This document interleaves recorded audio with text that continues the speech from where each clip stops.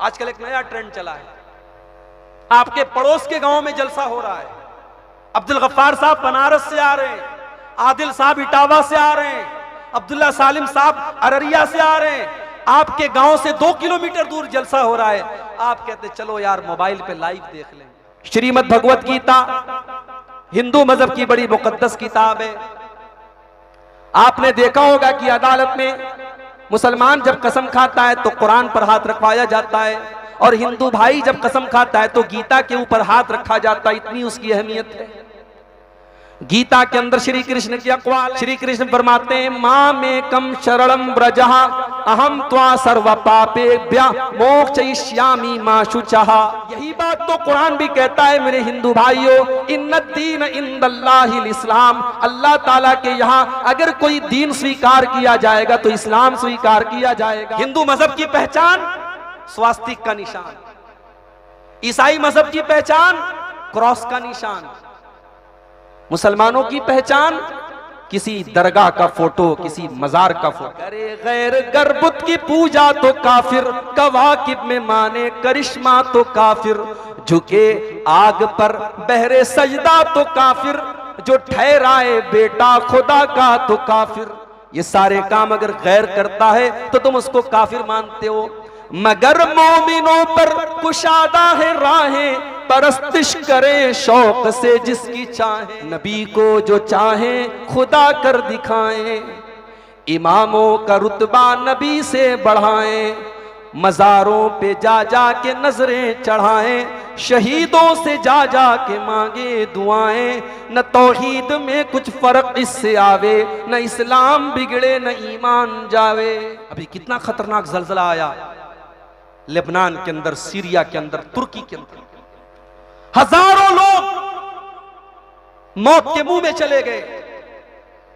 मगर कल एक वीडियो मैंने देखा मेरे भाई, अल्लाह की कसम दिल पे जाके लगा। मौत से किसको रुस्तगारी है, आज उसकी कल हमारी बारी है। हो सकता है आज तुर्की में जलजला आया है, कल आपके भारत की सरजमीन पर भी आ जाए। हम और आप भी इसी तरीके से बैठे हों अपने घर में, अचानक ये जमीन हिलने लगे और हम भी अल्लाह को प्यारे हो जाएं। ओ लोगों, इससे पहले कि वो दिन आ जाए अपनी इस्लाह कर लो, अपने आमाल की इस्लाह कर लो और अल्लाह की तरफ रुजू कर लो। अस्सलामु अलैकुम व रहमतुल्लाहि व बरकातुहू।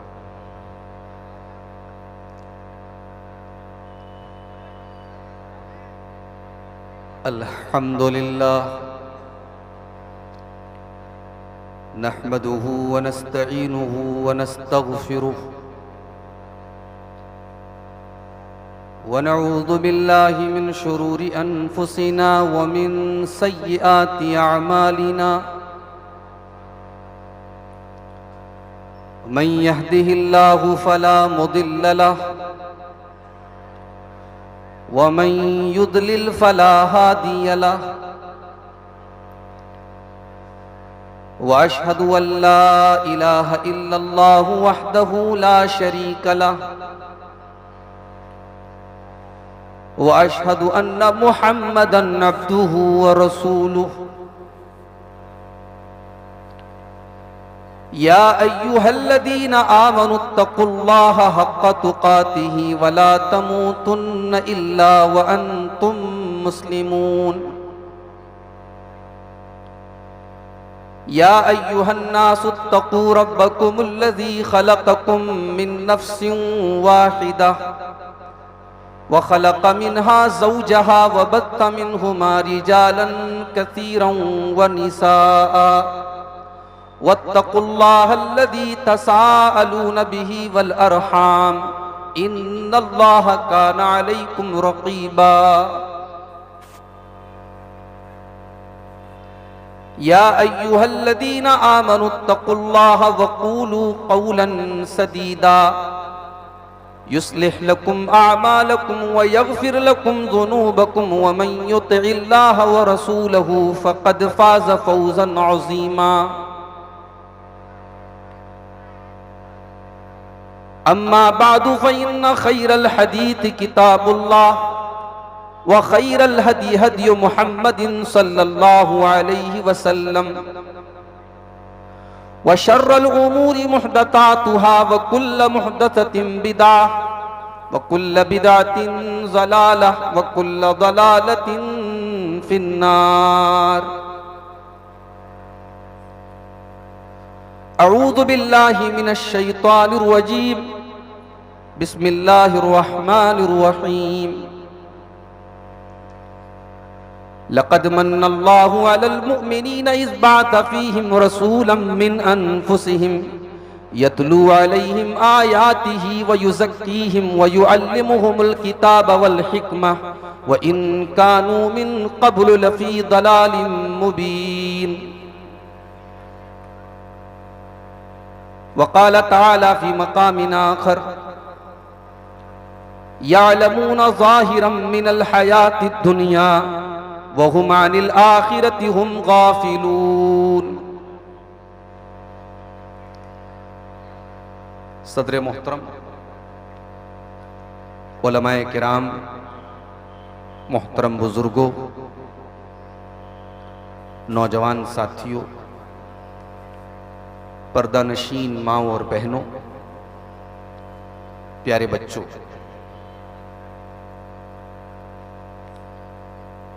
नेपाल बॉर्डर के करीब इस इलाके में इस अजीमुश्शान प्रोग्राम में जहां जमात के नुमाइंदा उलमाए किराम तशरीफ लाए हैं, मैं बड़ा खुशनसीब महसूस कर रहा हूं अपने आप को कि मुझे आपको आज इस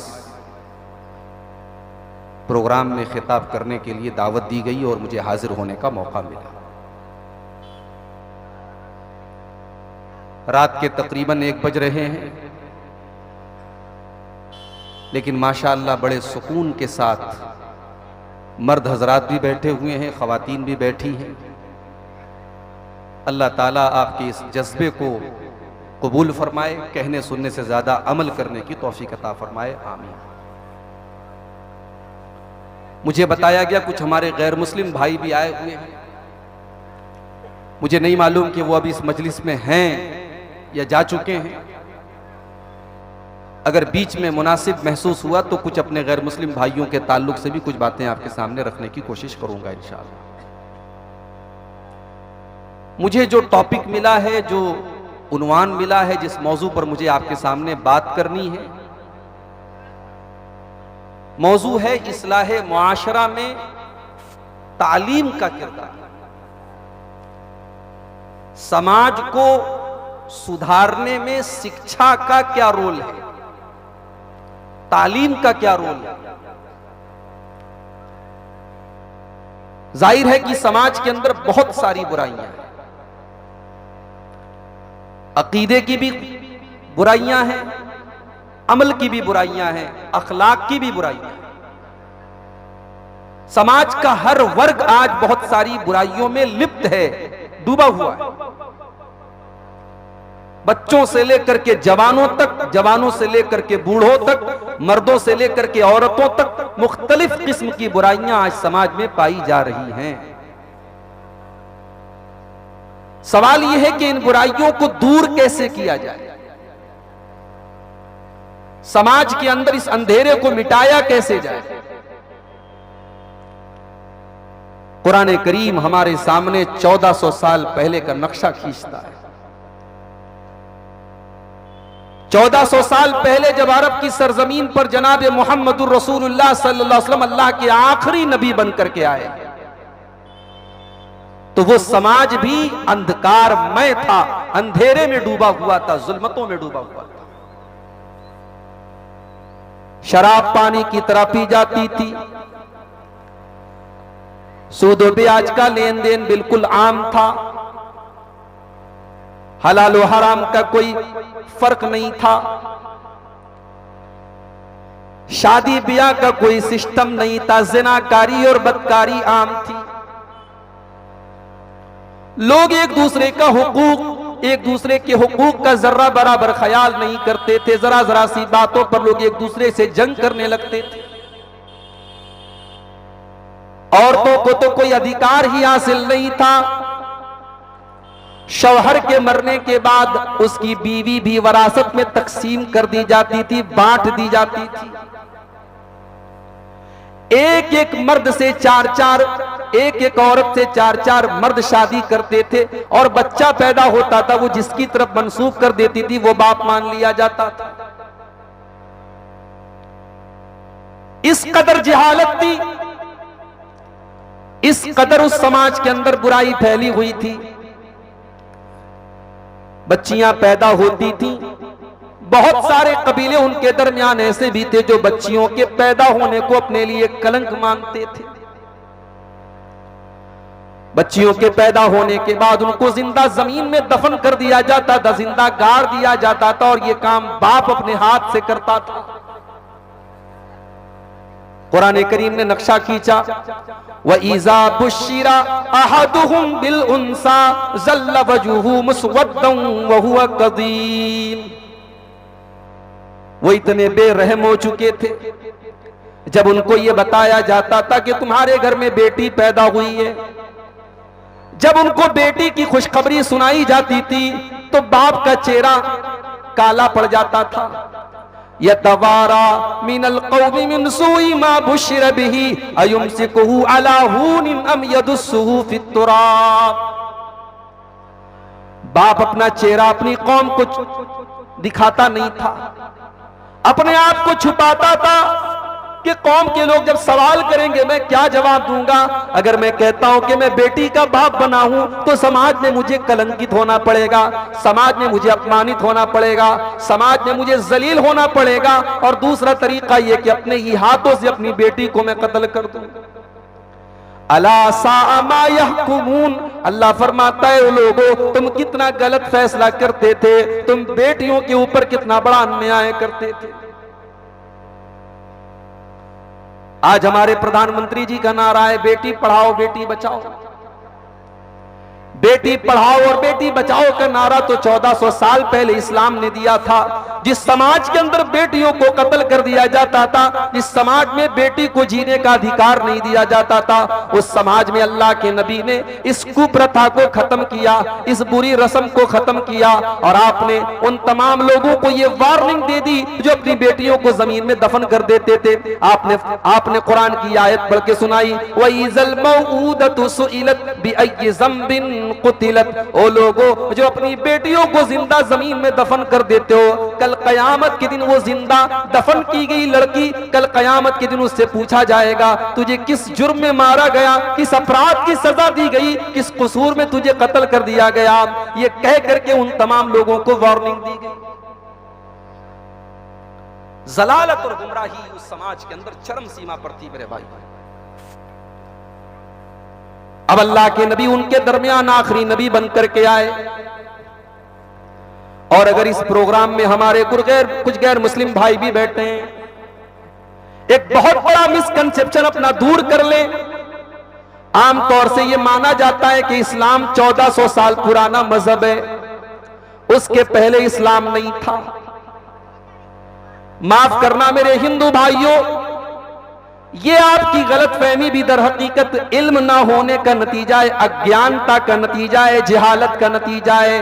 आपने इस्लाम को पढ़ा होता, अगर आपने कुरान को पढ़ा होता तो आपको मालूम होता कि इस्लाम 1400 साल पुराना मजहब नहीं है। इस्लाम मोहम्मद अरबी का मजहब नहीं है, इस्लाम अल्लाह का मजहब है। और इस दुनिया के सबसे पहले इंसान जिनको हम आदम कहते हैं और जिनकी हम सब संतान और औलाद हैं, आदम भी इसी मजहब की पैरवी करने वाले, इसी इस्लाम की पैरवी करने वाले और तौहीद के ऊपर। कुरान करीम में अल्लाह ताला फरमाता है या अय्युहन नासु इन्ना खलकनाकुम मिन ज़करिन व उन्सा व जअलनाकुम शुऊबन व क़बाइला लितआरफू।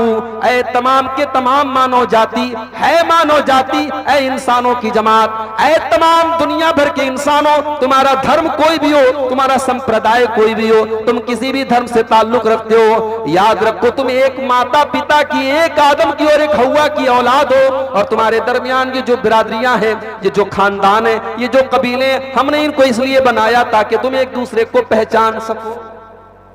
इससे बढ़कर के मानवता और इससे बढ़कर के एकता का संदेश और क्या हो सकता है कि कुरान पूरी इंसानियत को, पूरी मानवता को एक परिवार करार देता है। मेरे आदम अलैहिस्सलाम का मजहब भी इस्लाम था। आदम अलैहिस्सलाम के बाद एक लंबा पीरियड ऐसा गुजरा जब दुनिया में कोई शिर्क नहीं करता था।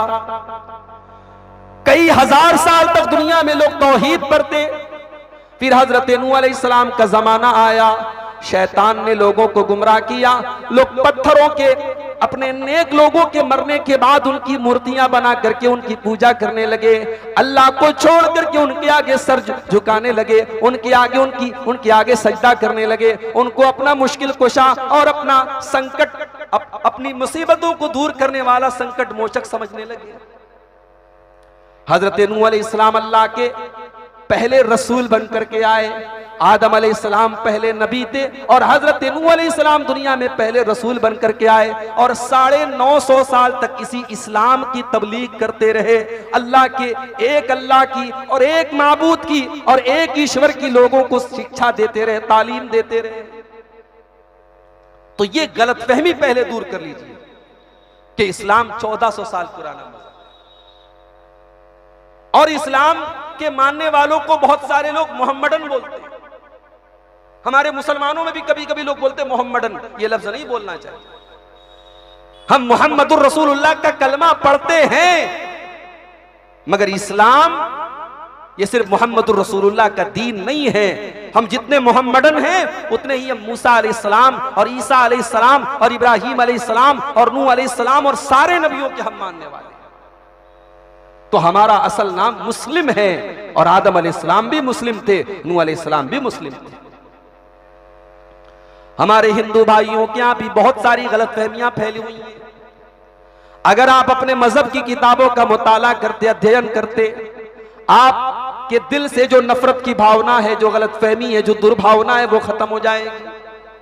आपके चारों वेदों के अंदर भी इसी एकेश्वरवाद की शिक्षा दी गई है, इसी तौहीद की तालीम दी गई है, और आपको यह कहा गया है कि आप एक अल्लाह की उपासना कीजिए।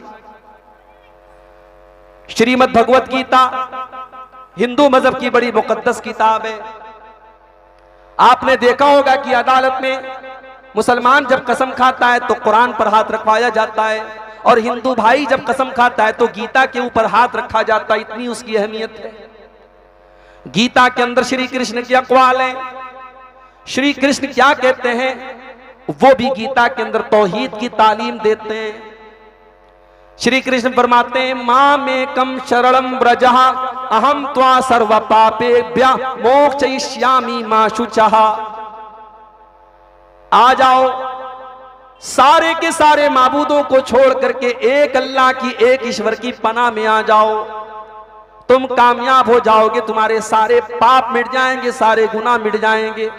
यही बात तो कुरान भी कहता है मेरे हिंदू भाइयों, इन्नद्दीन इंदल्लाहिल इस्लाम। अल्लाह ताला के यहाँ अगर कोई दीन स्वीकार किया जाएगा तो इस्लाम स्वीकार किया जाएगा। अगर आपकी पेशानी अल्लाह के अलावा किसी और के आगे झुकी होगी, अगर आपने अल्लाह के अलावा किसी और को नफा नुकसान का मालिक माना होगा, तो आप अल्लाह के यहाँ माफी नहीं पा सकते। आपको जहन्नम में जाना होगा, और जन्नत में आप नहीं जा सकते, आप स्वर्ग में नहीं जा सकते। आज हमारे बहुत सारे मुसलमान भाई भी इस बात को नहीं जानते। अफसोस के साथ कहना पड़ता है, हिंदू मजहब की पहचान स्वास्तिक का निशान, ईसाई मजहब की पहचान क्रॉस का निशान, मुसलमानों की पहचान किसी दरगाह का फोटो, किसी मजार का फोटो। माफ करना मेरे प्यारे साथियों, हम सारे औलिया अल्लाह का एहतराम करते हैं, सारे बुजुर्गों का एहतराम करते हैं, मगर किसी औलिया अल्लाह को, किसी वली को, किसी नबी को, किसी बुजुर्ग को अल्लाह का दर्जा दे देना, ये खुला हुआ शिर्क है। और अगर मुसलमान भी ये शिर्क करेगा तो अल्लाह क्यों उसकी माफी नहीं हो सकती। मौलाना अल्ताफ हुसैन हाली ने क्या प्यारी बात कही थी, करे गैर गर बुत की पूजा तो काफिर। अगर गैर मुस्लिम मूर्ति की पूजा कर रहा है तो तुम उसको काफिर मानते हो। करे गैर गर बुत की पूजा तो काफिर, कवाकिब में माने करिश्मा तो काफिर, झुके आग पर बहरे सजदा तो काफिर। जो ठहराए बेटा खुदा का तो काफिर। ये सारे काम अगर गैर करता है तो तुम उसको काफिर मानते हो। मगर मोमिनों पर कुशादा है राहें, परस्तिश करे शौक से जिसकी चाहे। जो काम गैर कर रहा है, दूसरे मजहब का कर रहा है, और आप उसको गलत कह रहे हैं, जब वही काम आप खुद करेंगे तो वो सही कैसे हो जाएगा? आपके लिए सब जायज है। नबी को जो चाहे खुदा कर दिखाएं, इमामों का रुतबा नबी से बढ़ाएं, मज़ारों पे जा जा के नजरें चढ़ाएं, शहीदों से जा जा के मांगे दुआएं। न तौहीद में कुछ फर्क इससे आवे, न इस्लाम बिगड़े न ईमान जावे। ये नहीं हो सकता मेरे भाई, डबल स्टैंडर्ड नहीं हो सकता। अगर मूर्ति के आगे झुकने वाला गुनाह कर रहा है तो मज़ार के आगे झुकने वाला भी गुनाह कर रहा है। अगर अल्लाह के अलावा किसी पत्थर के बुत के आगे सजदा करने वाला मुशरिक है तो किसी मज़ार और कब्र पर सजदा करने वाला भी मुशरिक है। मेरे प्यारे साथियों, आज जिहालत मुसलमानों में इस कदर आम है। आप चले जाइए इस हिंदुस्तान में, इसी बिहार के अंदर सहसराम एक जगह है, सहसराम के अंदर मुझे लोगों ने बताया कि इतनी कब्रें कि पूरे भारत में उतनी कब्रें कहीं नहीं। इसी बिहार में है, आपके गया के रूप में इतनी कब्रें हैं, और हर कब्र पे आपको फूल माला चादर मिल जाए। ओ लोगों, तुम कितने नादान हो गए, तुमने अपने नबी की तालीम को कितना जल्दी भुला दिया। इस्लाम तो भूखों को खाना खिलाने की तालीम देता है, तुमने मज़ारों के मुजावरों को खिलाना शुरू कर दिया। इस्लाम तो नंगों को कपड़ा पहनाने का हुक्म देता है, तुमने कब्रों और मज़ारों पर चादरों को चढ़ाना शुरू कर दिया। इस्लाम तो मानवता की सेवा करने का और लोगों के काम आने का हुक्म देता है, और तुमने शिर्क की दुकानें खोल करके रख ली। ये भी जिहालत का नतीजा और ये भी तालीम से दूरी का नतीजा है मेरे भाई। नबी अकरम सल्लल्लाहु अलैहि वसल्लम 1400 साल पहले इस्लाम का आखिरी एडिशन लेकर के आए। इस्लाम के बानी नहीं है आप, इस्लाम की शुरुआत आपने नहीं की, इस्लाम तो इस धरती पर हजरत आदम लेकर के आए। और हमारे उस्ताद मोहतरम अल्लामा रईस अहमद नदवी की तहकीक के मुताबिक हजरत आदम भारत की सरजमीन पर आए थे। हजरत आदम जब जन्नत से उनको अल्लाह ने धरती के ऊपर भेजा, जमीन के ऊपर भेजा, तो भारत की सरजमीन पर आए थे। हम ये कह सकते हैं कि भारत की सरजमीन से इस्लाम शुरू हुआ है। हम ये कह सकते हैं कि इस्लाम से शुरुआत हुई है भारत की। और भारत में जो लोग तौहीद से हट गए, इस्लाम से हट गए, उन्हें घर वापसी करने की जरूरत है, उन्हें अपने सही दर पर और सही जगह जाने की जरूरत है। जब बच्चा मां के पेट से पैदा होता है वो भी मुसलमान ही पैदा होता है। अल्लाह के प्यारे नबी फरमाते हैं, कुल्लु मौलूदिन यूलदु अलल फितरा, हर बच्चा जो मां के पेट से पैदा होता है वो फितरत के ऊपर पैदा होता है, वो नेचर के ऊपर पैदा। नेचर क्या कहती है? नेचर यही कहता है, इंसान जब मुसीबत में फंसता है आसमान की तरफ नजर डालता है।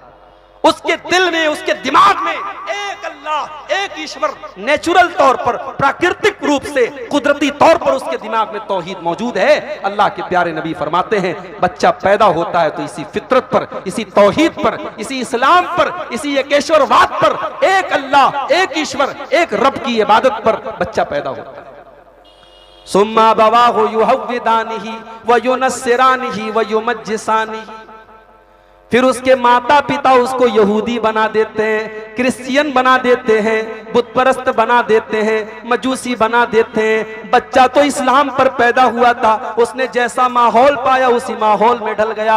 इसलिए इस्लाम को जिसने छोड़ दिया, आज उसको अपने सही रास्ते पर आने की जरूरत है, उसे घर वापसी करने की जरूरत है, उसे अपने बाप हजरत आदम के मजहब के अंदर आने की जरूरत है। तो जिहालत बहुत बड़ी जड़ है मेरे प्यारे साथियों बुराई की। अल्लाह के नबी ने कैसे इस मसले को हल किया? आपने 1400 साल पहले अरब की धरती पर जो अंधेरा फैला हुआ था, उस अंधेरे को कैसे मिटाया आपने? कुरान कहता है, लक़द मन्नल्लाहु अलल मुमिनीना इज़ बअसा फ़ीहिम, ओ लोगो, अल्लाह ताला का कितना बड़ा एहसान है तुम्हारे ऊपर कि उसने अपना आखिरी नबी तुम्हारे ही बीच में से भेजा।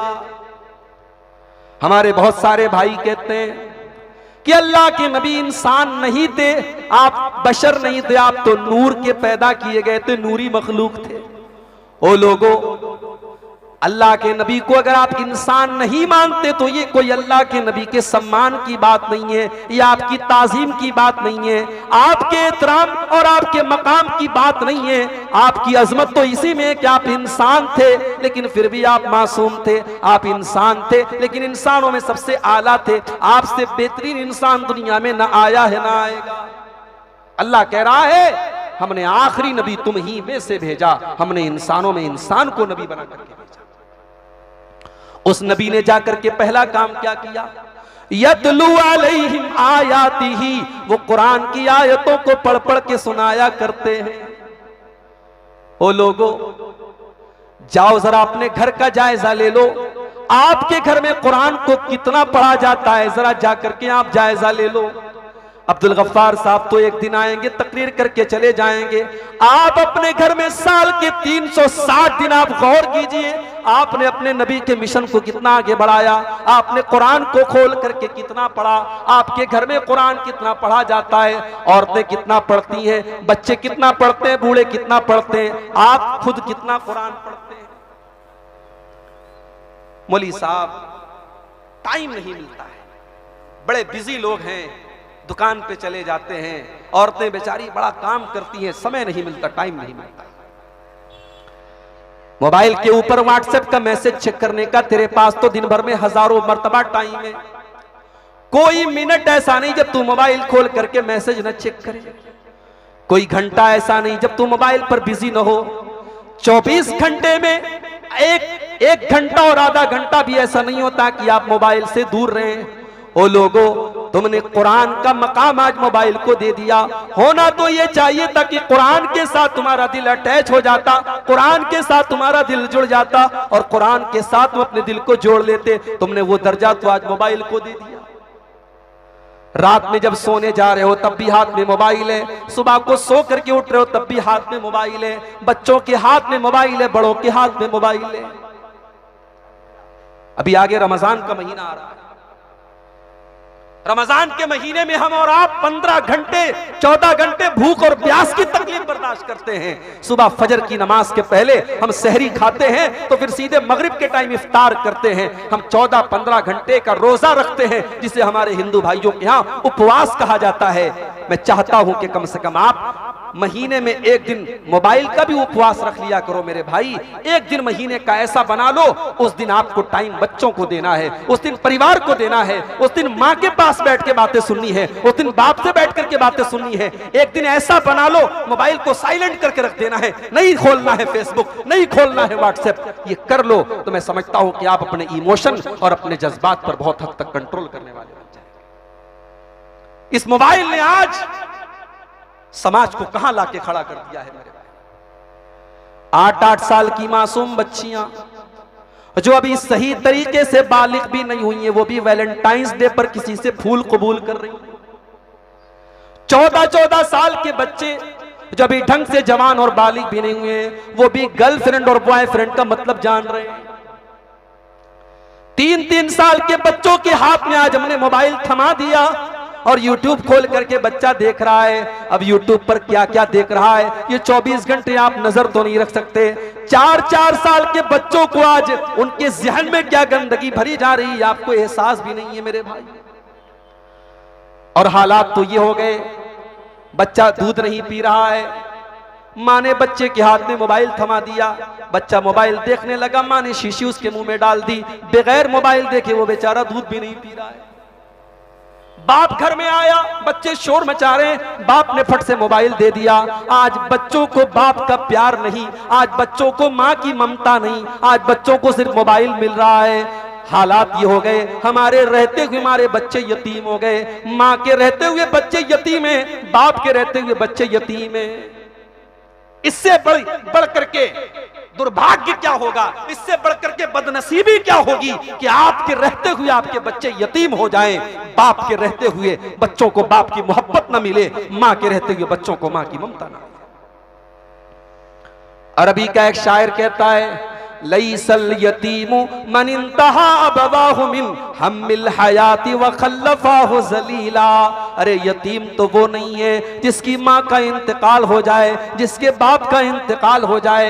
इन्नल यतीम हुवल्लज़ी तल्क़ा लहू उम्मन तखल्लत औ अबम मशगूला। अरे यतीम तो वो है जिसकी माँ के पास उसके लिए टाइम ना हो, जिसके बाप के पास उसके लिए समय ना हो, जिसके बाप के पास अपने बच्चों से बात करने के लिए टाइम ना हो और माँ के पास बच्चों की तरबियत करने के लिए टाइम ना हो। आज क्या तरबियत करेंगे? हालात ये हैं कि भारत से लेकर के नेपाल तक हजारों नहीं लाखों मुसलमान लड़कियां आज मुर्तद हो चुकी हैं, इस्लाम से दूर हो चुकी हैं। हजारों नौजवान ऐसे हैं जो अल्लाह को नहीं मानते, जो इस्लाम को नहीं मानते। मुसलमान घर में पैदा हुए, नाम है मोहम्मद, नाम है अब्दुल्ला, नाम है अब्दुर्रहमान, लेकिन कुरान से उनको कोई मतलब नहीं, इस्लाम से उनको कोई मतलब नहीं, अल्लाह का वो इनकार करते हैं। ये हालात क्यों है मेरे भाई? क्योंकि हमने अपने बच्चों को, अपनी बच्चियों को, हमने उनकी तालीम के लिए, उनकी शिक्षा के लिए हमने कोई इंतजाम नहीं। हमने अपने बच्चों को कॉन्वेंट स्कूलों में डाला, हमारा बच्चा फर्राटेदार अंग्रेजी बोल रहा है, हमारा बच्चा पूरे स्कूल को टॉप कर रहा है, मगर हमारा बच्चा अल्लाह के बारे में कुछ नहीं जानता, रसूल के बारे में कुछ नहीं जानता, नमाज के बारे में कुछ नहीं जानता।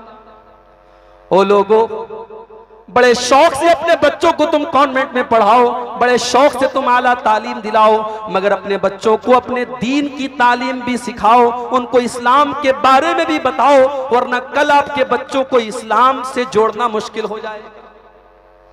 आज हालात आप देखें क्या हो गए। बनारस का एक वाकया भी 1 महीना भी नहीं हो रहा है। मुसलमान घर की लड़की घर से पर्दे में और नकाब में, बुर्के में निकलती है। घर वाले तो बड़े बेफिक्र हैं कि चलो हमारी बच्ची कॉलेज जा रही है नकाब में। एक लड़के के साथ मोबाइल पर चैटिंग शुरू करती है, गैर मजहब का मानने वाला लड़का है, लड़की उससे चैटिंग शुरू करती है, बातचीत करती है, मुलाकात होने लगती है। लड़का उसे अपने जाल में फंसा लेता है और फिर वो लड़की उस गैर मुस्लिम लड़के के साथ निकाह कर लेती है, शादी कर लेती है, उसके मजहब के मुताबिक उसके मजहब में दाखिल हो जाती है, उसके धर्म के अंदर दाखिल हो जाती है और इस्लाम को त्याग देती है। क्या ये आपके लिए शर्म की बात नहीं है? हमारे और आपके लिए शर्म की बात नहीं है मेरे भाई? हम अपनी बेटियों को इस काबिल भी नहीं बना सके, उनको इस्लाम की अहमियत भी नहीं बता सके, उनको ईमान की अहमियत भी नहीं बता सके। अरे इस्लाम तो वो दौलत है, ये ईमान तो वो दौलत है, कल कयामत के दिन अल्लाह ताला हमको ऑफर करेगा। अल्लाह ने फरमाया कुरान के अंदर, इन्नल्लज़ीना कफरू व मातू व हुम कुफ्फारुन फलन युक़बला मिन अहदिहिम मिलउल अर्ज़ि ज़हबा। ओ लोगो, जो तौहीद के बगैर दुनिया से चले जाएंगे, जो इस्लाम के बिना दुनिया से जाएंगे, जो एक अल्लाह को मानने वाले नहीं होंगे, कल कयामत के दिन वो जमीन भर के सोना भी अगर लेके आ जाएं तब भी अल्लाह के अजाब से वो बच नहीं पाएंगे, वो जहन्नम के अजाब से बच नहीं पाएंगे। ये ईमान इतनी बड़ी दौलत है मेरे भाई।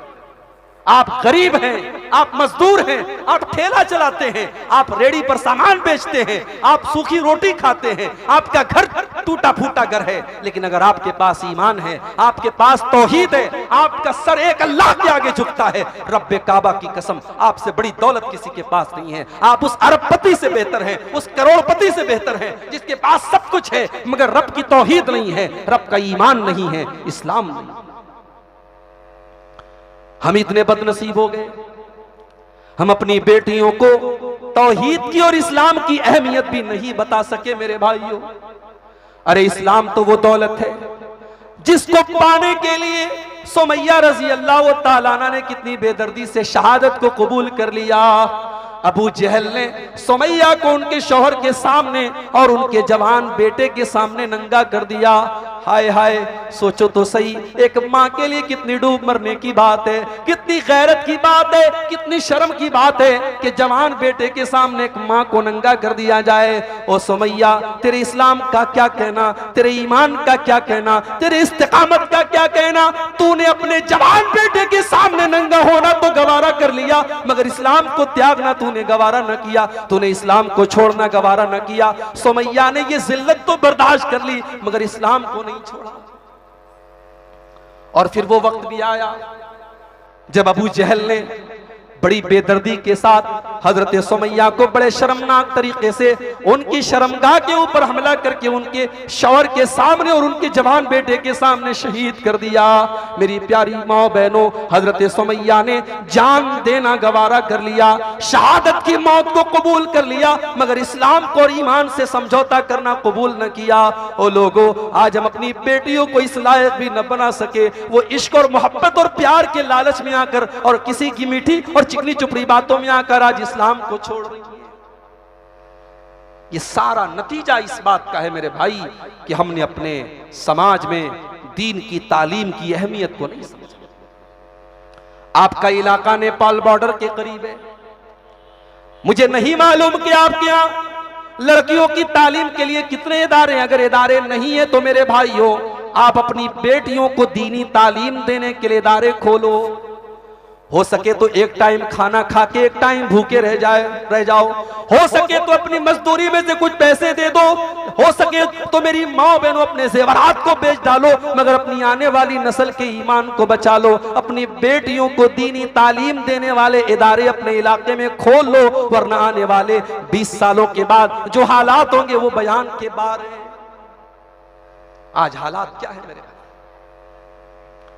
आज हमारी मस्जिदों में जुमा का खुतबा होता है, मौलवी साहब बेचारे बड़ी तैयारी करके तकरीर करते हैं, आधा घंटा 40 मिनट, बड़ी कीमती बातें बताते हैं, लेकिन आज आप देख लीजिए बहुत सारी मस्जिदों में तो औरतों का इंतजाम ही नहीं होता। मुझे लगता है कि आपके गांव की मस्जिद में भी औरतों के लिए कोई अरेंजमेंट नहीं है। क्यों नहीं है मेरे भाई? अगर नहीं है तो होना चाहिए।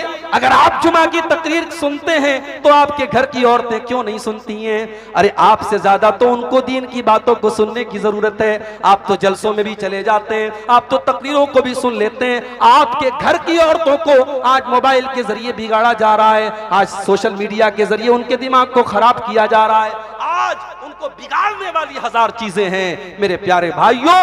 उनको दीन से जोड़ने के लिए, उनको इस्लाम से करीब करने के लिए आपके पास क्या प्लान है, आपके पास क्या स्कीम है? जरा आप अपने दिल पर हाथ रख के बताएं।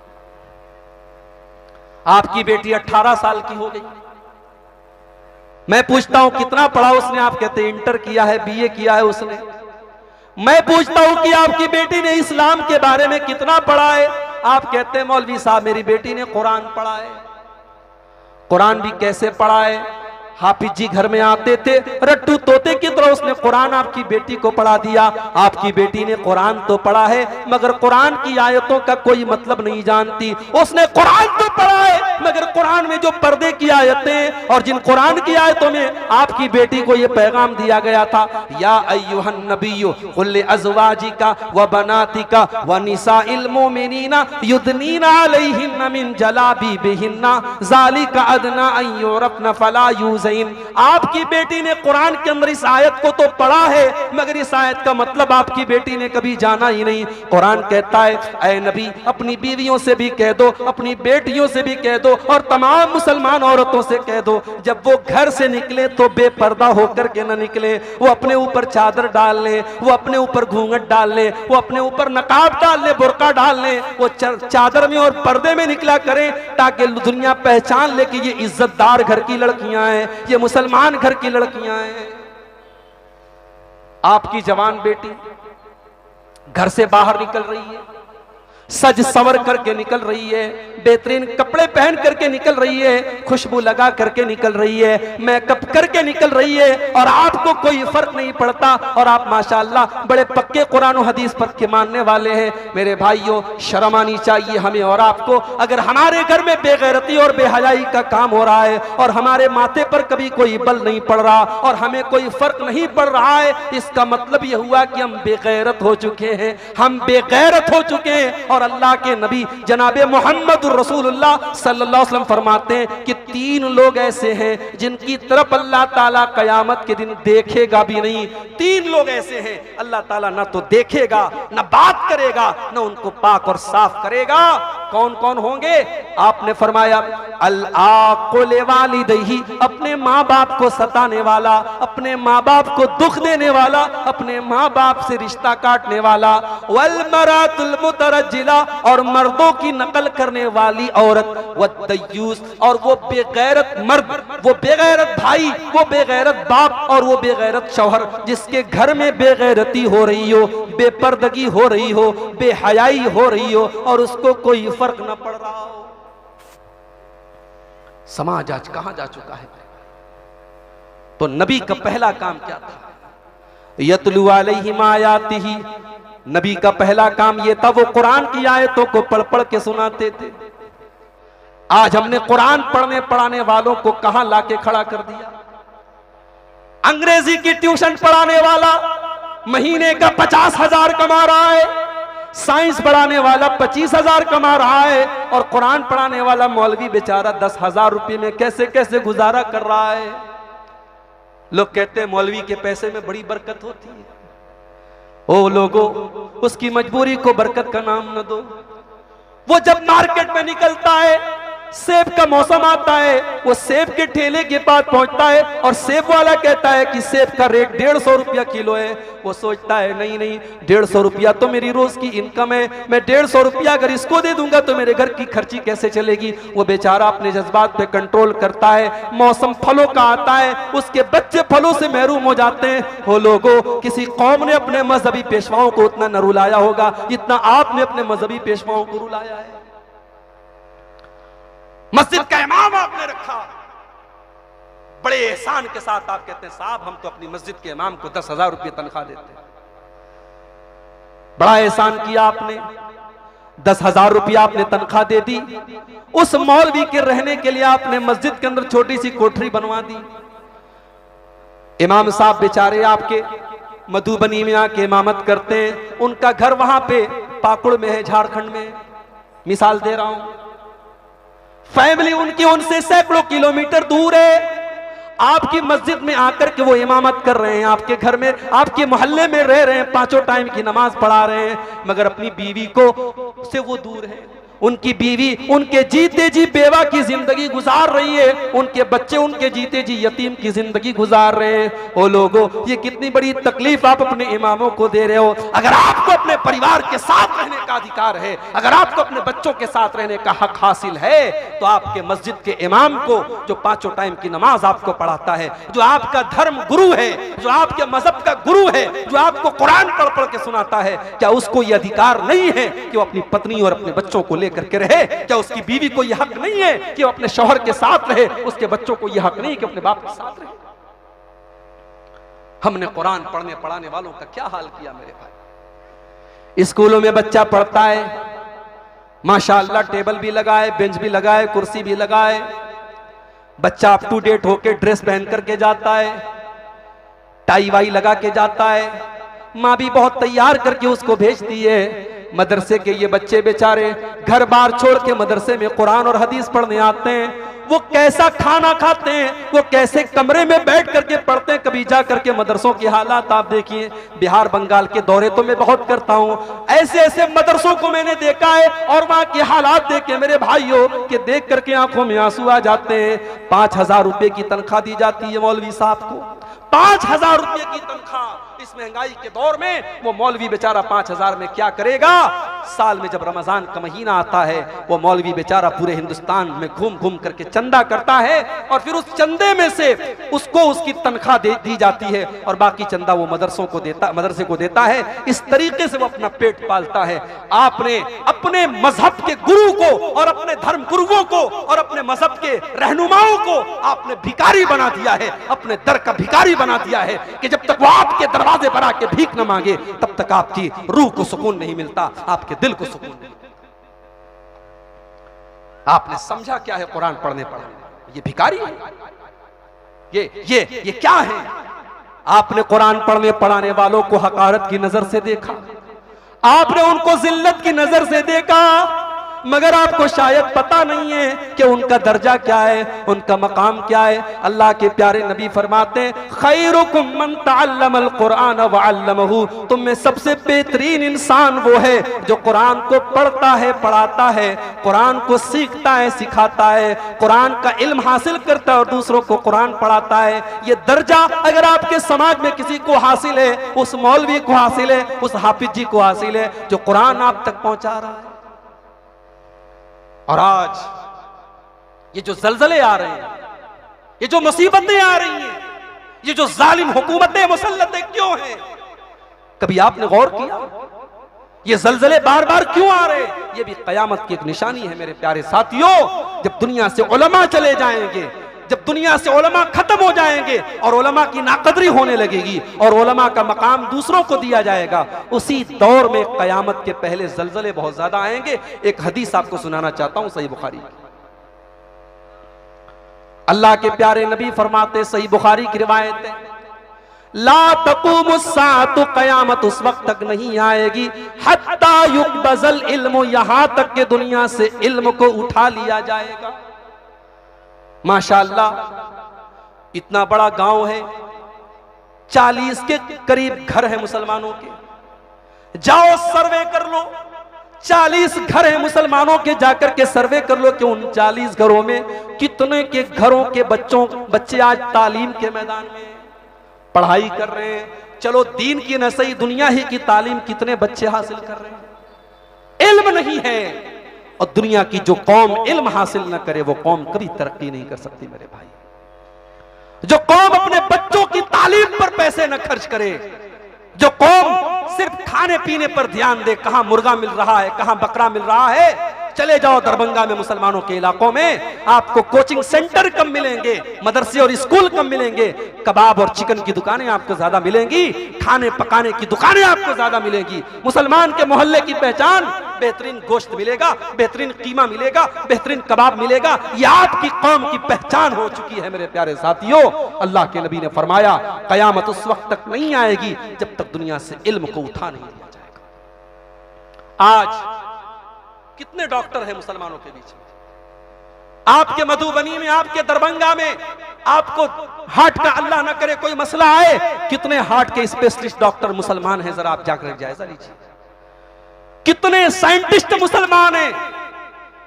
एक दौर दुनिया ने यह भी देखा था, जब हमने दुनिया को साइंस का इल्म हमने दिया था, ज्योग्राफिया का इल्म हमने दिया था, दुनिया हमारे मदरसों में आकर के तालीम हासिल करती थी। बगदाद मरकज था तालीम का, दमिश्क मरकज था तालीम का। मामून रशीद ने दुनिया की मुख्तलिफ किताबों के ट्रांसलेशन करवाए थे। इल्म हमारे पास था, नॉलेज हमारे पास थी, दुनिया हमसे तालीम हासिल करती थी। और आज हम इतने बेसहारा हो गए कि हम दूसरों से जाकर के रोशनी मांगने लगे और खुद हम अंधेरे में आ गए मेरे प्यारे साथी। अल्लाह के नबी फरमा रहे, कयामत उस वक्त तक नहीं आएगी जब तक इल्म नहीं उठा लिया जाएगा। और इल्म के उठाने का एक मतलब और भी है। इल्म के उठाने का एक मतलब यह भी है कि उलमा दुनिया से चले जाएंगे और उलमा की जगह जाहिलों को दे दी जाएगी। कितने लोग आज इंजीनियर अली मिर्जा से आज दीन का इल्म हासिल कर रहे हैं। वो बेचारा जो इतना जाहिल है कि कुरान की आयतों का सही तर्जमा भी नहीं कर सकता, जिसको अरबी जुबान भी नहीं आती, आज लोगों ने उसको अपना इमाम बना के रखा है। वो लोगों, इससे बढ़कर के जिहालत क्या हो सकती है? जो सहाबा के ऊपर भोंकता हो, जो सहाबा को बुरा भला कहता हो, आज हमारा नौजवान उसको अपना टीचर बना के बैठा है, उससे दीन का इल्म हासिल कर रहा है। इसीलिए अल्लाह के नबी फरमाते हैं, सही बुखारी की रिवायत है, इन्नल्लाह ला यक़बिज़ुल इल्म इंतिज़ाअन यंतज़िउहु मिनल इबाद, अल्लाह ताला दुनिया से इल्म को अचानक नहीं उठाएगा, वलाकिन यक़बिज़ुल इल्म बिक़ब्ज़िल उलमा, बल्कि अल्लाह ताला दुनिया से उलमा को उठा लेगा। हत्ता इज़ा लम युबक़ि आलिमन, यहां तक कि जब दुनिया से उलमा चले जाएंगे, इत्तख़ज़न नासु रुऊसन जुहाला, लोग जाहिलों को अपना मौलवी बना लेंगे, लोग जाहिलों को इमाम बना लेंगे, लोग जाहिलों को अपना सरदार बना लेंगे। फसुइलू फअफ्तू, और जाहिलों से फतवा पूछा जाएगा। फज़ल्लू व अज़ल्लू, और वो खुद भी गुमराह होंगे और दूसरों को भी गुमराह करेंगे। मौलाना अब्दुल कादिर साहब इस जलसे की निजामत कर रहे हैं, आपके इलाके के बड़े माशाअल्लाह यानी संजीदा और सीनियर उलमा में से। हमारे सदर साहब आपके इलाके के सीनियर उलमा में से हैं। आप आज उन सीनियर उलमा जिन्होंने जिंदगियां गुजार दी हैं कुरान और हदीस के पढ़ने पढ़ाने में, आज उन उलमा के पास कोई दीन सीखने नहीं जाता, कोई उनसे मसले मसाइल नहीं पूछता। आज तो लोग सोचते हैं साहब हमारे पास मोबाइल है, इंटरनेट है, हम गूगल पे देख लेंगे इस मसले का हल क्या है। माफ कीजिए, गूगल को आलिम की जगह मत दीजिए, यूट्यूब को आलिम की जगह मत दीजिए, आलिम की जगह आलिम को दीजिए। मेरे प्यारे साथियों, ये भी कयामत की एक निशानी है कि आप उलमा का दर्जा और उलमा का मकाम जाहिलों को दें। उसके बाद अल्लाह के नबी फरमाते व तकसुरुज़ ज़लाज़िल, और बहुत ज्यादा जलजले आएंगे। अभी कितना खतरनाक जलजला आया लेबनान के अंदर, सीरिया के अंदर, तुर्की के अंदर, हजारों लोग मौत के मुंह में चले गए। मगर कल एक वीडियो मैंने देखा मेरे भाई, अल्लाह की कसम दिल पे जाके लगा। एक 5-6 साल की बच्ची 3 दिन मलबे के नीचे दबी थी और 3 दिन के बाद जब मलबे से उसको निकाला गया है, उस 6-7 साल की मासूम बच्ची ने होश में आने के बाद पहला जुमला जो अपने मुंह से निकाला है, उसने कहा मा मिन अय्यामिन मा सल्लैतु, कितने दिन गुजर गए मैंने नमाज नहीं पढ़ी। अल्लाह अकबर। उस 7 साल की बच्ची के दिल में नमाज की मोहब्बत देखो मेरे भाई। वो होश में आने के बाद पहला सवाल कर रही है, पहला जुमला कह रही है कितने दिन गुजर गए मैंने नमाज नहीं पढ़ी है। आज हम आराम से चैन से अपने घर में बैठे हैं, अपने बच्चों के साथ बैठे हैं, अपने परिवार के साथ बैठे हैं, हमारे बदन में ताकत है, हमारे जिस्म के अंदर ताकत है, मगर हम एक टाइम की नमाज नहीं पढ़ते हैं। सोचो मेरे भाई, अगर ये तुर्की के अंदर जलजला आया है तो आप कौन से दूध के धुले हैं, और आप कौन से आपने जो है तीर मार लिया है, कौन से 30 मार खान है कि आपके ऊपर जो है जलजले नहीं आ सकते। अल्लाह के प्यारे नबी फरमाते व तकसुरुज़ ज़लाज़िल, कयामत के पहले जलजले बहुत ज्यादा। मौत से किसको रुस्तगारी है, आज उसकी कल हमारी बारी है। हो सकता है आज तुर्की में जलजला आया है, कल आपके भारत की सरजमीन पर भी आ जाए। हम और आप भी इसी तरीके से बैठे हों अपने घर में, अचानक ये जमीन हिलने लगे और हम भी अल्लाह को प्यारे हो जाएं। ओ लोगों, इससे पहले कि वो दिन आ जाए अपनी इस्लाह कर लो, अपने आमाल की इस्लाह कर लो और अल्लाह की तरफ रुजू कर लो। और जानते हो ये जो जलजला आया, जलजले के वीडियोस अभी भी आ रहे हैं इंटरनेट पर, आप देखिए। लोग होटलों में बैठ करके आराम से खाना खा रहे थे, जलजला आया, पूरा होटल दरहम बरहम हो गया, लोग अपनी जान बचा के भागे। इस बात की भी फिक्र नहीं कि मेरा मासूम बच्चा भी होटल में बैठा हुआ है, मेरी बीवी भी बैठी है, लोग अपनी जान बचा के भाग रहे हैं। ये जलजले हमें और आपको ये पैगाम भी देते हैं कि अगर तुर्की के अंदर जलजला आया, और लेबनान के अंदर अगर जलजला आया, और सीरिया के अंदर अगर जलजला आया, और उसकी तबाही का ये आलम है कि लोग अपने बीवी बच्चों को छोड़ के भाग रहे हैं, तो सोचो कयामत के दिन का जलजला कैसा होगा, जब तुर्की और लेबनान और सीरिया ही में नहीं बल्कि पूरी जमीन के ऊपर जलजला और पूरी कायनात में जलजला आएगा। इज़ा ज़ुलज़िलतिल अर्ज़ु ज़िलज़ालहा व अख़रजतिल अर्ज़ु अस्क़ालहा व क़ालल इंसानु मा लहा। ओ लोगों, जब पूरी जमीन को हिला दिया जाएगा और जमीन अपने अंदर के सारे बोझ को निकाल देगी और इंसान कहेगा कि जमीन को क्या हो गया है। यौमइज़िन तुहद्दिसु अख़बारहा, उस दिन जमीन बताएगी कि जमीन के ऊपर कौन कौन सा अमल किया गया था। आजकल एक नया ट्रेंड चला है, आपके पड़ोस के गांव में जलसा हो रहा है। अब्दुल गफ्फार साहब बनारस से आ रहे हैं, आदिल साहब इटावा से आ रहे हैं, अब्दुल्ला सालिम साहब अररिया से आ रहे हैं। आपके गांव से 2 किलोमीटर दूर जलसा हो रहा है। आप कहते चलो यार मोबाइल पे लाइव देख लेंगे, मोबाइल पे लाइव देख लेंगे, लाइव आ रहा है लाइव देख लेंगे। ये चलन भी आजकल बहुत चल रहा है। माफ कीजिए, जब आप मोबाइल के ऊपर वो प्रोग्राम देखेंगे, आप जलसे में जाने की जो बरकत है वो बरकत आपको हासिल नहीं होगी। आप जब जलसे में जाएंगे, वहां लोगों से मुलाकातें होंगी, उलमा से मुलाकातें होंगी, और उस मजलिस में जब आप जाएंगे जहां फरिश्ते भी मौजूद हैं, जहां कुरान और हदीस का दर्स हो रहा है, जहां अल्लाह की रहमत उतर रही है, आप अपने घर में बैठ करके जब मोबाइल पर देखेंगे, मेरे प्यारे साथियों, वो कैफियत आपको नसीब नहीं होगी। और जब कल कयामत का दिन आएगा, आपके इस गांव की सरजमीन बोलेगी, ये इलाका बोलेगा, ऐ अल्लाह फला तारीख को इस इलाके में जलसा हुआ था, ऐ अल्लाह उलमा ने कुरान और हदीस की बातों को बयान किया था, ऐ अल्लाह तेरे इन बंदों ने यहाँ पर बैठ करके कुरान की आयतों को सुना था, हदीसों को सुना था, तेरे दीन की बातों को सुना था, ऐ अल्लाह वहां से अपने अपने अमल और ईमान की इस्लाह करने के जज्बे से लोग आए थे। मेरे प्यारे साथियों, यौमइज़िन तुहद्दिसु अख़बारहा, जमीन बोलेगी आपने जमीन के ऊपर कौन कौन सा काम किया है, गलत काम किया है तो भी जमीन बोलेगी, अच्छा काम किया है तो भी जमीन बोलेगी।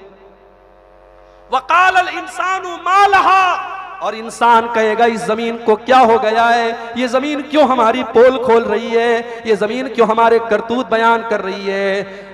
अल्लाह फरमाता है वक़ालल इंसानु मा लहा यौमइज़िन तुहद्दिसु अख़बारहा बिअन्न रब्बका औहा लहा, जमीन अल्लाह के हुक्म से तुम्हारी पोल खोलेगी, तुम्हारे करतूत बताएगी। एक मामूली सा जलजला आज इंसान को उसकी औकात याद दिला देता है और बताता है कि ऐ इंसान तू अपनी ताकत पर घमंड करता है, अरे तेरी ताकत क्या है, तुझसे बड़े बड़े ताकत वाले दुनिया में आए और मिट गए। कौमे आद, कौमे समूद लंबे चौड़े तड़ंगे होते थे, पहाड़ों को काट काट करके मकान बनाते थे और कहते थे हमसे ताकतवर कौन है। अल्लाह ने पटक पटक के उनको मार दिया, इतनी बुरी मौत मरे कि सड़े हुए खजूर के तनों की तरह उनकी डेड बॉडी पड़ी थी। तुम्हारी औकात क्या है, तुम चांद पर पहुंच गए, तुमने आसमानों की सैर करनी शुरू की तो तुम्हें लगा कि तुम सबसे पावरफुल बन गए। अरे अल्लाह का पावर देखो, अल्लाह ने जमीन को जरा सा झटका दिया और हजारों लोग मौत के मुंह में चले गए। ये अल्लाह का पावर है, ये अल्लाह की ताकत है। और जब कयामत के दिन का जलजला आएगा तो सोचो उस दिन तुम्हारा क्या होगा।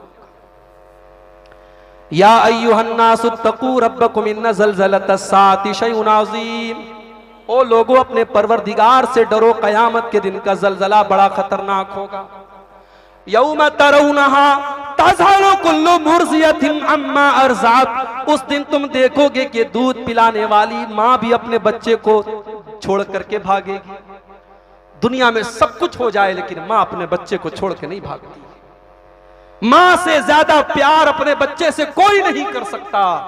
और बच्चा अगर दूध पीता बच्चा हो तो बच्चा माँ के बगैर नहीं रह सकता, माँ बच्चे के बगैर नहीं रह सकती। अल्लाह ने नक्शा भी खींचा तो क्या नक्शा खींचा, यौम तरौनहा तज़हलु कुल्लु मुर्ज़ियतिन अम्मा अर्ज़अत, दूध पिलाने वाली माँ भी अपने बच्चे को छोड़ करके भाग जाएगी। वतज़ौ कुल्लु ज़ाति हम्लिन हम्लहा, और प्रेग्नेंट औरतों के, गर्भवती औरतों के, हमल वाली औरतों के हमल मारे डर के उनके साकित हो जाएंगे। इतना डर होगा, इतना भय होगा, इतनी दहशत होगी कि उनके हमल खत्म हो जाएंगे, साकित हो जाएंगे। वतरन्नास सुकारा वमा हुम बिसुकारा, और लोगों के चेहरे पर इतना डर होगा, ऐसा लग रहा होगा कि लोग नशे की हालत में, वलाकिन अज़ाबल्लाहि शदीद, लेकिन कोई नशा नहीं किया होगा।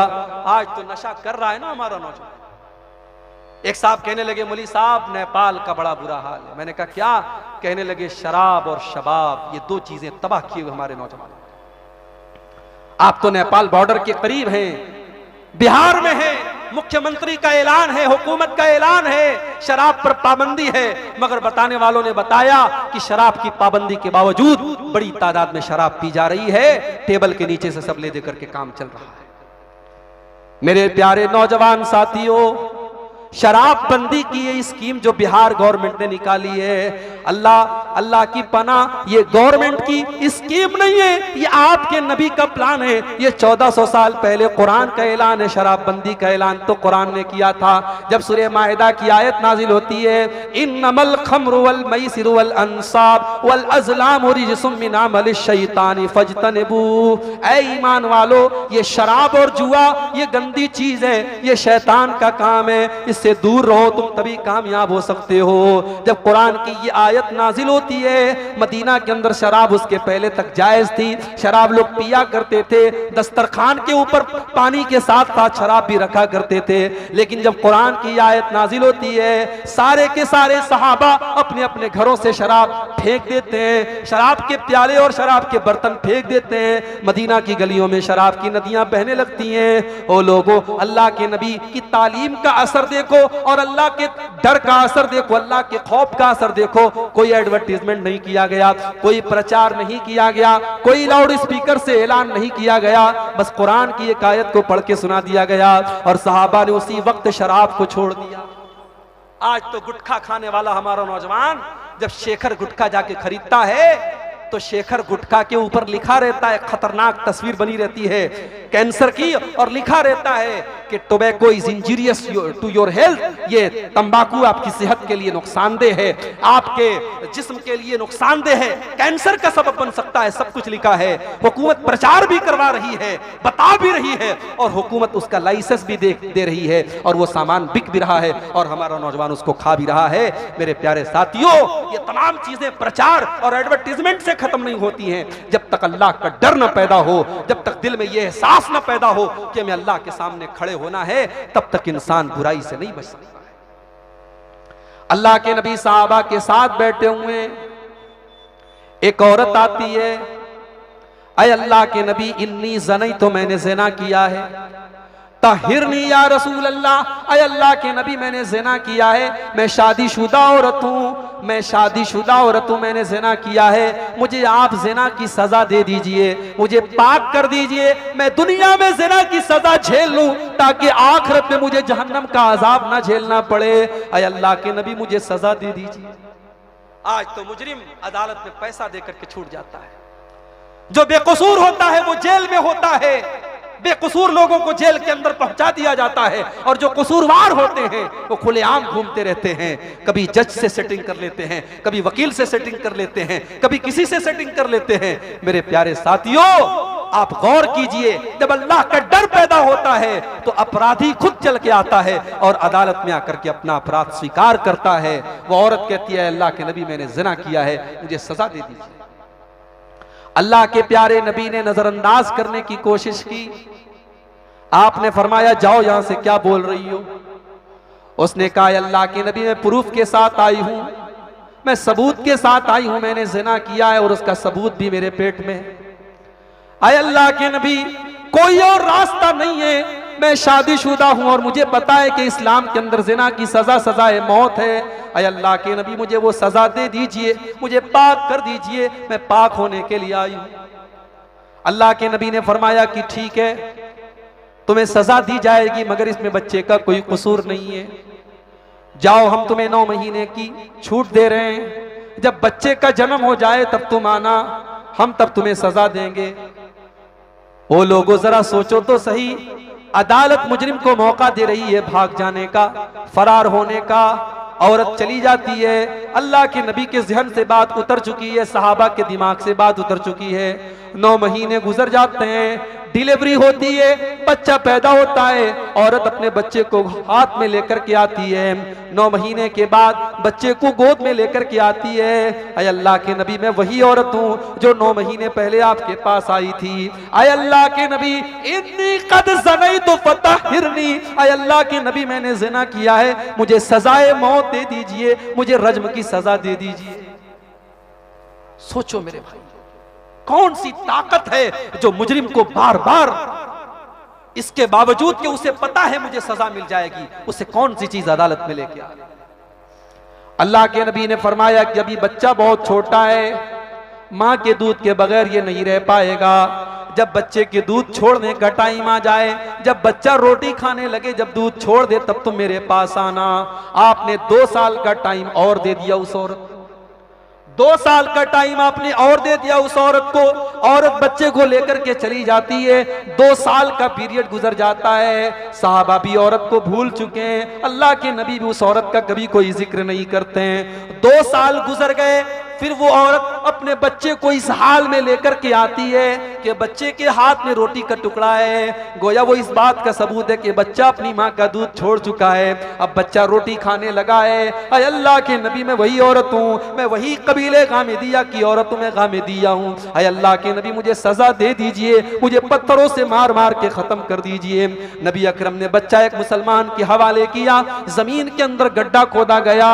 और यहाँ पर एक बात नोट कर लो मेरे प्यारे साथियों, इस्लाम के अंदर ज़िना की सजा कुंवारा लड़का लड़की अगर जिना करे तो 100 कोड़े की सजा है और वतन से निकालने की सजा है, और शादीशुदा मर्द और औरत अगर जिना करे तो यही सजा है, सजाए मौत। ये इस्लामी हुकूमत अगर है और जिना प्रूफ हो जाएगा तो यही सजा दी जाएगी।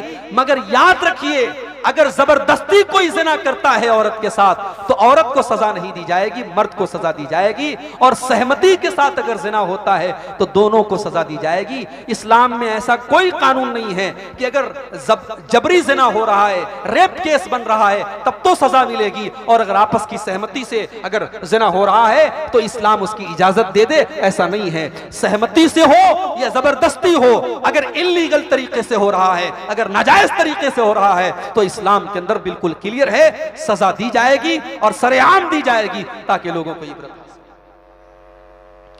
किसी मौके पर राज ठाकरे ने बयान दिया था, राज ठाकरे ने बयान दिया था जब दिल्ली के अंदर एक औरत से चलती बस में रेप किया गया और बड़े बेदर्दी से उसको मार डाला गया और पूरे भारत में रेप करने वाले को सख्त से सख्त सजा देने की बात उठी, तो राज ठाकरे ने कहा था कि आज के इस दौर में भी इस्लाम ने जो सजा दी है रेप करने वाले को, हमें भारत के अंदर भी वही सजा दे देनी चाहिए और हमें सजाए मौत और बेदर्दी से सजाए मौत दे देनी चाहिए ताकि रेप करने वालों को होश आ जाए। मगर याद रखिए, जितना बड़ा गुनाह रेप करने वालों का है उतना ही बड़ा गुनाह बगैर शादी किए नाजायज तरीके से होटलों में जाकर के मिलने वालों का भी है। वैलेंटाइंस डे पर एक दूसरे के साथ गुलछर्रे उड़ाने वालों का भी है। उनका गुनाह कम नहीं है और इस्लाम में उनकी सजा भी वही है। अगर शादीशुदा है तो सजाए मौत और कुंवारा है तो 100 कोड़े की सजा है। नबी अकरम ने गड्ढा खोदने का हुक्म दिया, जमीन में गड्ढा खोदा गया, औरत का आधा धड़ जमीन के अंदर डाला गया। सहाबे किराम की भीड़ लग गई, हाथों में लोगों ने पत्थर ले लिए, उस औरत को पत्थर मारा जाने लगा। औरत को पत्थर मार मार के खत्म कर दिया गया, उसकी मौत हो गई। जब उसको पत्थर मारा जा रहा था, अल्लाह के प्यारे नबी के एक सहाबी हजरत खालिद बिन वलीद रजी अल्लाह ताला अन्हु के बदन के ऊपर, उनके कपड़े के ऊपर उस औरत के कुछ खून के कतरे पड़ जाते हैं। पत्थर मारा जा रहा है, खून का फव्वारा निकल रहा है, खून निकल रहा है और खून के कुछ छींटे खालिद बिन वलीद रजी अल्लाह ताला अन्हु के कपड़े पर पड़ जाते हैं। खालिद बिन वलीद की जुबान से कुछ नाशाइस्ता कलिमात निकल जाते हैं, कुछ नाजेबा कलिमात उस औरत के बारे में निकल जाते हैं। उनकी जुबान से कुछ ऐसा जुमला निकल जाता है कि कैसी कैसी औरत का खून मेरे कपड़े पर लग गया।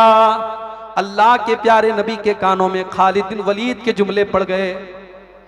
आपने बहुत ही इस चीज का नोटिस लिया, आपको बहुत गुस्सा आया और आपने बड़े गुस्से में खालिद से फरमाया, महलन या खालिद, ऐ खालिद खबरदार खबरदार, लक़द ताबत तौबतन लौ ताबहा साहिबु मुक्सिन लगुफिर लहू। ऐ खालिद खबरदार, अपनी जुबान को लगाम दो, इस औरत ने सच्ची तौबा की है। ये औरत चाहती तो भाग सकती थी, ये औरत चाहती तो हमें कुछ ना बताती, इस बेचारी ने तो आकर के अपने जुर्म को स्वीकार किया है। इसने सच्ची तौबा की है, इसने दुनिया की सजा को कबूल करके आखिरत की सजा से अपने आप को बचाया है। ऐ खालिद, इसने तो इतनी सच्ची तौबा की है, अगर कोई चोर और डाकू भी ये तौबा करता तो अल्लाह उसको भी माफ कर देता। ऐ खालिद, अपनी जबान को लगाम दो। उसके बाद जब उस औरत का इंतकाल हो गया, नबी अकरम ने उसको कफनाने का हुक्म दिया और आप उसकी जनाजे की नमाज पढ़ाने के लिए जाने लगे। हजरत उमर फारूक ने आपका दामन पकड़ा, ऐ अल्लाह के नबी, आप एक ज़िनाकार औरत की जनाजे की नमाज पढ़ाने के लिए जा रहे हैं। आपने फरमाया, ऐ उमर, उस औरत ने सच्ची तौबा कर ली है, मैं क्यों ना पढ़ाऊं उसकी जनाजे की नमाज। अगर मदीना के 70 गुनहगार भी ये तौबा कर लें, अल्लाह उनकी तौबा को कबूल कर लेगा। उसने इतनी सच्ची तौबा की है। और फिर अल्लाह के नबी ने उस औरत की जनाजे की नमाज पढ़े और उसको दफन किया गया। ये अल्लाह का खौफ होता है मेरे प्यारे साथियों। ये खौफ हमारे दिल से आज निकल चुका है। आज ये गुनाहों का बाजार क्यों गर्म है? क्योंकि हम अल्लाह को जानते ही नहीं हैं। आज हमारी अक्सरियत अल्लाह को जानती नहीं है, इसीलिए अल्लाह कुरान में कहता है इन्नमा यख्शल्लाह मिन इबादिहिल उलमा, अल्लाह से उसके बंदों में वही डरते हैं जो उलमा होते हैं। जो जितना अल्लाह को जानेगा, जो जितना अल्लाह को पहचानेगा, उतना अल्लाह से डरेगा। और इसीलिए हजरत लुकमान जब अपने बच्चे को नसीहत करते हैं तो क्या कहते हैं, या बुनैया इन्नहा इन तकुम मिस्काला हब्बतिन मिन खरदलिन फतकुन फी सखरतिन औ फिस समावाति औ फिल अर्ज़ि याति बिहल्लाह। आज तो हमारे पास टाइम ही नहीं कि अपने बच्चों को हम नसीहत कर सके, कोई बात अपने बच्चों को नसीहत कर सके। आज हजरत लुकमान से नसीहत हमें और आपको लेनी चाहिए। उन्होंने अपने बच्चों को बिठा करके अपने बच्चे को नसीहत की और अल्लाह को वो नसीहत इतनी पसंद आ गई कि अल्लाह ने कुरान में उसकी नसीहत को बयान कर दिया। आज हम लोग क्या करते हैं, मैं एक मदरसे में पढ़ाता हूं, एक साहब कहने लगे मौलवी साहब आप तो गवर्नमेंट टीचर हैं, आपको तो पेंशन नहीं मिलेगी, आपकी नौकरी के बाद का क्या होगा, आप फला फला स्कीम ले लीजिए ताकि आपके रिटायर होने के बाद भी आपको पेंशन मिलती रहे। आज लोग एक दूसरे को फ्यूचर की प्लानिंग बताते हैं। अभी बच्चा पैदा होता है, सरकार कहती है अगर आपके घर में बेटी पैदा हुई है आप सुकन्या समृद्धि योजना का फायदा उठाएं, इतना पैसा आप बैंक में जमा करें और 20 साल के बाद और 18 साल के बाद सरकार इतना पैसा आपको दे। आज लोग अपने बच्चों के लिए जमीन खरीदते हैं, जायदाद खरीदते हैं, उनके फ्यूचर की इतनी फिक्र है। मेरे प्यारे साथियों, अपने बच्चों के फ्यूचर की अगर आपको फिक्र है तो सिर्फ जमीन और जायदाद मत बनाइए, सिर्फ बैंक बैलेंस मत बनाइए, अपने आप को मुत्तकी और परहेजगार बनाइए, अपने आप को नेक बनाइए। अगर आप नेक और मुत्तकी बन गए, अल्लाह की कसम आपकी नेकी, आपकी दीनदारी और आपका तकवा आपके बच्चों के काम आएगा, उनके फ्यूचर में, उनके भविष्य में उनके काम आएगा। आप पूछेंगे मौलवी साहब इसकी दलील क्या है, आइए मैं दलील भी आपको दे देता हूं, कुरान से दलील दे देता हूं। कुरान का 16वां पारा उठाइए। हजरत मूसा अलैहिस्सलाम और हजरत खजीर अलैहिस्सलाम दोनों जा रहे हैं। दोनों का गुजर एक बस्ती के पास से होता है। बस्ती वाले बड़े कंजूस मक्खी चूस टाइप के लोग हैं। हजरत मूसा और हजरत खजीर दोनों भूखे और प्यासे हैं, दोनों खाना मांगते हैं। दोनों अल्लाह के नबी हैं, नेक बंदे हैं अल्लाह के, मगर गांव वाले इतने बड़े कंजूस हैं कि उन दोनों नबियों को भी खाना नहीं खिलाते। आज हमारी माए बहनें बैठी हैं, जाओ घर में देख लो, अगर मेहमान के आने पर घर की औरत की पेशानी पर बल पड़ जाए तो जाकर के उस बहन से और उस मां से बता दो कि तेरे ईमान में कमी और कोताही है। जो सच्ची दीनदार औरत होगी वो मेहमान के आने पर उसकी पेशानी पर बल नहीं पड़ेंगे, उसके चेहरे पर मुस्कुराहट आएगी, वो शौक से मेहमानों को खाना खिलाएगी। मैं पिछले साल ईद पर कश्मीर में गया, मेरे साथ मेरी फैमिली भी थी, बीवी बच्चे भी थे। एक हफ्ते के करीब मैं कश्मीर में गया और जिस घर में मैं जाता था एक नहीं, दो नहीं, चार चार, पांच तरीके के खाने बन करके आते थे। और वो खाने कोई नौकर नौकरानी नहीं बनाते थे, घर की औरतें बनाती थी और बड़ी खुशी के साथ बनाती थी। हमारे घर में मेहमान आया है, बड़ा अच्छा, बड़ा प्यार मुझे महसूस हुआ कश्मीर के माहौल में। आपके बिहार में भी बहुत सारे इलाकों में, आपके इलाके में भी बहुत सारे घरों में मेहमान नवाजी का जज्बा होता है। और जहां मेहमान नवाजी का जज्बा ना हो वहां ईमान की कमजोरी होती है। मेरे प्यारे साथियों, हजरत मूसा और हजरत खजीर दोनों नबी हैं और उस गांव में जब जाते हैं और भूखे और प्यासे हैं और खाना मांगते हैं, खाने की डिमांड करते हैं, मगर कोई उनको खाना खिलाने के लिए तैयार नहीं। कुरान कहता है फवजदा फीहा जिदारन युरीदु अन यनक़द्द फअक़ामा। दोनों उस गांव में भूखे प्यासे बैठे हुए हैं। अचानक हजरत खजीर ने देखा कि एक दीवार टेढ़ी है और गिरने वाली है। वो खड़े होकर के उस दीवार को अपने हाथ से ठीक कर देते हैं। दीवार गिर रही थी, हजरत खजीर को अल्लाह ताला ने जिस्मानी एतबार से भी ताकतवर बनाया था, उन्होंने खड़े होकर के उस दीवार को ठीक कर दिया। पता ये चला कि अपने जिस्म को ताकतवर बनाना भी नबियों की सुन्नत और नबियों का तरीका है। अरे गुटखा खाओगे तो क्या किसी से लड़ पाओगे? दो फाइट कोई मारेगा, दो हाथ मारेगा, वही जमीन पे गिर जाओगे। गुटखा खाने का यही अंजाम होगा। गुटखा मत खाओ भाई साहब, बादाम खाओ, काजू वाजू खाओ, अच्छी चीजें खाओ, ताकतवर बनो, ताकि कभी कोई तुम्हारी इज्जत पर हमला करे, तुम्हारे ऊपर हमला करे तो पीठ फेर करके 9-2-11 ना होना पड़े, बल्कि उसका मुकाबला कर सको। हजरत खजीर अल्लाह ताला ने कितनी ताकत दी थी, और हजरत मूसा भी बड़े ताकतवर थे। अरे मूसा अलैहिस्सलाम ने तो एक आदमी को ऐसा मुक्का मारा, एक ही मुक्का में वो मर गया। इसका मतलब कि मूसा अलैहिस्सलाम बॉडी बिल्डर थे। अगर आपके गांव में जिम बिम ना खुलाओ तो जिम बिम खोलो, जिम बिम जाया करो। अब आप कहेंगे अब्दुल गफ्फार साहब आप कौन सा जिम जाते? तो भाई मैं जिम में कैसे जा सकता हूं? आप लोग जिम में जाने की फुर्सत कहां देंगे? एक मरतबा बनारस में हमारा एक दोस्त कहने लगा मौलवी साहब आप जिम ज्वाइन कर लीजिए। चलिए मैं आपका नाम लिखवा देता हूं, जिम आप ज्वाइन कर लीजिए। मुझे भी शौक चढ़ गया, मैंने कहा चलो। गया, मैंने पैसा वैसा दे दिया, एडमिशन करा लिया। अब उसके बाद 2-4 दिन में जिम में गया, पूरा मोहल्ला जान गया अब्दुल गफ्फार साहब जिम में जा रहे हैं। उसके बाद मेरे प्रोग्राम होने लगे। 1 महीने के बाद मैं जिम में गया तो जिम वाला कह रहा भाई साहब आपका नाम मैंने काट दिया। नाम मेरा काट दिया गया। मैंने कहा मेरे बस का नहीं है जिम विम करना। लेकिन मेरे नौजवान साथियों, आपके पास अगर टाइम है, पैसा है, तो अल्लाह के वास्ते ये नशे के ऊपर, ये फजूल चीजों के ऊपर, हराम चीजों के ऊपर, नाजायज चीजों पर अपना पैसा मत खर्च करो। अपने जिस्म के ऊपर पैसा खर्च करो। बाज लोगों को देखता हूं अल्लाह ने बड़ा पैसा दिया है, ढंग के कपड़े नहीं पहनते। अरे अगर अल्लाह ने पैसा दिया है, अपनी जात पर भी खर्च कर अल्लाह के बंदे। बाज लोग बड़े पैसे वाले हैं, बिल्कुल जो है फटे पुराने कपड़े पहनते हैं। उनको लगता है कि फटे पुराने कपड़े पहनना ये सहाबा की सुन्नत है। सहाबा की सुन्नत फटे पुराने कपड़े पहनना नहीं है। सहाबा में करोड़पति सहाबा भी थे। अगर अल्लाह ने आपको दौलत दी है, आपका लिबास, आपका रहन सहन, आपकी जाहिरी शक्ल सूरत से नजर आना चाहिए। सरकारी नौकरी है, 50-60 हजार रुपया महीना तनख्वाह है, और कपड़ा इतना फटा पुराना पहनना जैसे लग रहा है एकदम बिल्कुल भिखारी आदमी। ये नहीं होना चाहिए। ये जो बखीली और कंजूसी है, इसको निकाल के फेंको। अच्छी खासी इनकम है और बीवी बेचारी घर में वो कह रही है कि मुझे नया सूट दिला दो, मेरी सहेली की शादी है, और ये बखील कहेंगे अपनी बीवी को सूट नहीं दे रहा है, उसको साड़ी नहीं दिला रहा है। अगर अल्लाह ने आपको दौलत दी है, अपने बीवी बच्चों पर खर्च करो, अपनी जात पर खर्च करो। हजरत मूसा भी बॉडी बिल्डर थे, हजरत खजर भी बॉडी बिल्डर थे। उन्होंने अकेले उस दीवार को ठीक कर दिया। अब जब दीवार को ठीक कर दिया, हजरत मूसा को बड़ा गुस्सा आया। उन्होंने कहा कि आपको क्या जरूरत थी इनके साथ ये भलाई करने की? 1 नंबर के कंजूस लोग हैं, हमें खाना तक नहीं पूछा, और आपको बड़ी भलाई करने की उनके साथ पड़ी थी, आपने दीवार को ठीक कर दिया। तो हजरत खजर ने अब उसकी वजह बताई कि मैंने दीवार को क्यों ठीक किया। वो अम्मल जिदारु फकान लिगुलामैन यतीमैन फिल मदीनति वकान तहतहु कंजुल लहुमा। हजरत खजर ने कहा कि ऐ मूसा, वो जो दीवार थी वो 2 यतीम बच्चों के मकान की दीवार थी।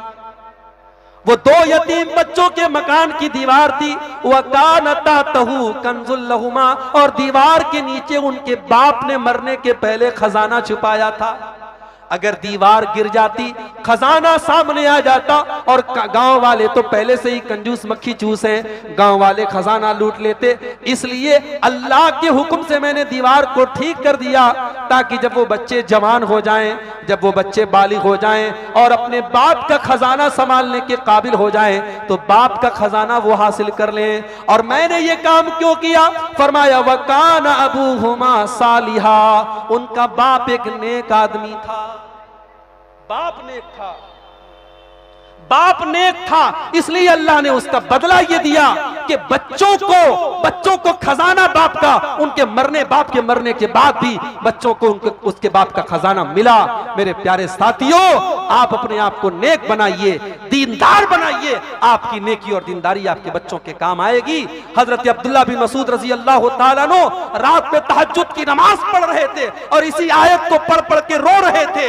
उनका छोटा मासूम बच्चा सो रहा था, और जब तहज्जुद की नमाज का सलाम फेरते हैं हजरत अब्दुल्लाह बिन मसूद, तो अपने बच्चे से कहते हैं मिन अजलिका या बुनैया, मिन अजलिका या बुनैया, ऐ मेरे बच्चे, तेरा बाप रात में उठ करके तहज्जुद पढ़ रहा है तेरे लिए, तेरी भलाई के लिए, तेरे भविष्य के लिए, तेरे फ्यूचर के लिए। मेरे भाइयों, अपने बच्चों का भविष्य बनाना है, फ्यूचर बनाना है, उनकी सही तालीम का इंतजाम करो, उनकी तरबियत का इंतजाम करो, अपनी बच्चियों को पर्दा सिखाओ, अपने घर की औरतों को हया सिखाओ।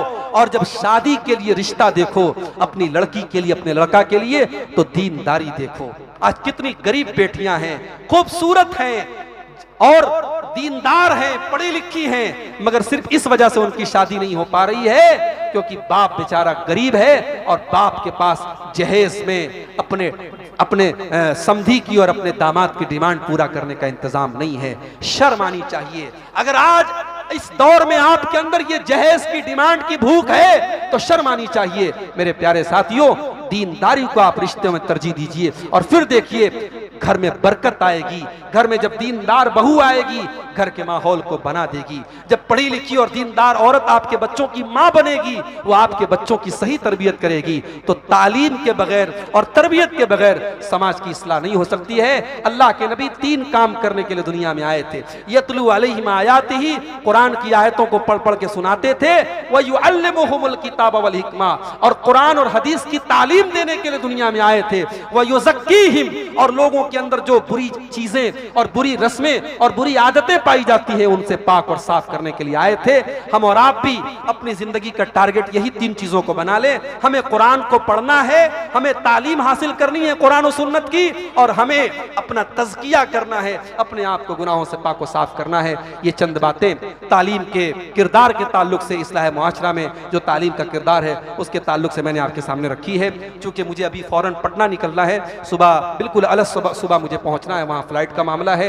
मैं अब माजरत चाहता हूँ आपसे, वक्त जो है तकरीबन मेरा हो चुका है। मैं अल्लाह से दुआ करता हूँ रब्बुल आलमीन हम सबको जो बातें बयान की गई, अभी प्रोग्राम चलेगा हमारे बाद शेख आदिल रियाजी साहब इटावा से आए हैं, नौजवान खतीब हैं माशाअल्लाह, बहुत हमारे जमात के होनहार उभरते हुए खतीब हैं। इंशाअल्लाह आप उनका खिताब भी समात फरमाएं, और जब तक प्रोग्राम ख़त्म ना हो जाए तब तक आप सुकून और वक़ार के साथ बैठे रहें। अल्लाह से दुआ है रब्बुल आलमीन हमें जो बातें बयान की गई हैं, कहने वालों को, सुनने वालों को, सबको अमल की तौफीक अता फरमाए। आज का ये प्रोग्राम जिन भाइयों की मेहनत से कायम हुआ है, मुनक़िद हुआ है, अल्लाह उनके माल में, उनके अहल वयाल में बरकत अता फरमाए। अल्लाह हम सबको दुनिया और आखिरत की भलाइयों से नवाजे, और अल्लाह ताला हर शर से हम सबको महफूज रखे। आमीन। व आखिर दावाना अनिल हम्दुलिल्लाहि रब्बिल आलमीन। वस्सलामु अलैकुम।